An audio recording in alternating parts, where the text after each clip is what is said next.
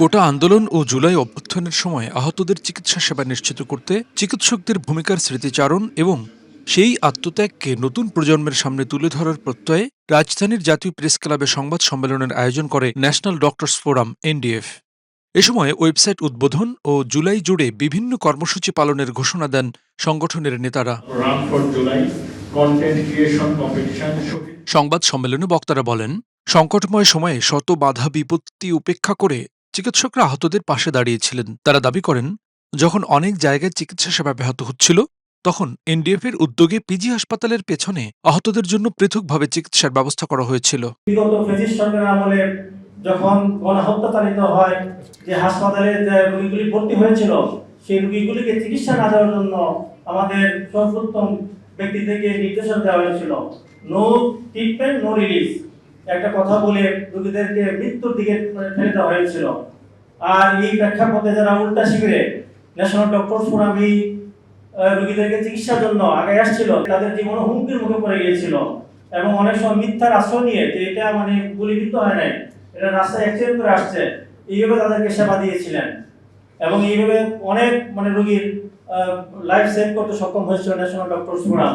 বক্তারা বলেন, ২৪-এর আন্দোলনে ন্যাশনাল ডক্টরস ফোরাম গুরুত্বপূর্ণ ভূমিকা রেখেছে এবং ভবিষ্যতেও দেশের যে কোনো সংকটময় পরিস্থিতিতে এনডিএফ একইভাবে মানুষের পাশে থাকবে। তারা আরও বলেন, দেশের বিরুদ্ধে নানা ধরনের ষড়যন্ত্র ও সীমান্তে পুশিনের মতো ঘটনাগুলো উদ্বেগজনক এবং এসব বিষয়ে সবাইকে সচেতন থাকতে হবে। সাংবাদিকতা প্রফেশন যেরকম গুরুত্বপূর্ণ ভূমিকা রেখেছে, চিকিৎসা প্রফেশনে থেকে ন্যাশনাল ডক্টরস ফোরামের চিকিৎসকবৃন্দ চেষ্টা করেছে এই জুলাই বিপ্লবকে সর্বাত্মকভাবে সহযোগিতা করার জন্য।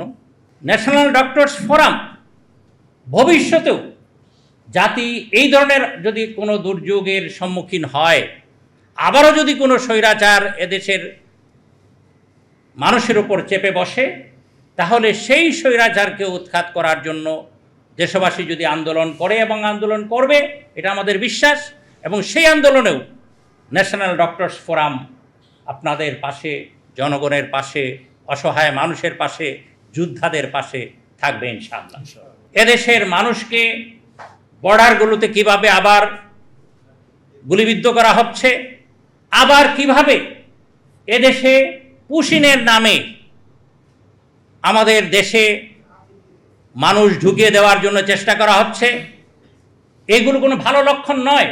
ন্যাশনাল ডক্টরস ফোরাম মনে করে যে এই ধরনের সিমটম থেকে বোঝা যাচ্ছে যে আবারও এই দেশকে অস্থিতিশীল করার জন্য এবং এই দেশের যুব সমাজ, তরুণ সমাজ তাদের জীবন দিয়ে অঙ্গহানির মাধ্যমে যে পরিবর্তনটা করেছে, সেই পরিবর্তনটা যেন সাস্টেইন করতে না পারে, সেই পরিবর্তনের সুফল যেন এই জাতি ভোগ করতে না পারে, সেই জন্য যাবতীয় চেষ্টা করা হচ্ছে। মাসব্যাপী কর্মসূচির অংশ হিসেবে আয়োজন করা হবে জুলাই মেডিকেল কনফারেন্স, গবেষণাপত্র ও প্রবন্ধ আহ্বান, শিশু কিশোরদের চিত্রাঙ্কন প্রতিযোগিতা, তথ্যচিত্র প্রদর্শনী, সাংস্কৃতিক অনুষ্ঠান এবং এনডিএফ ৩৬ জুলাই অ্যাওয়ার্ড প্রদানসহ নানা আয়োজন।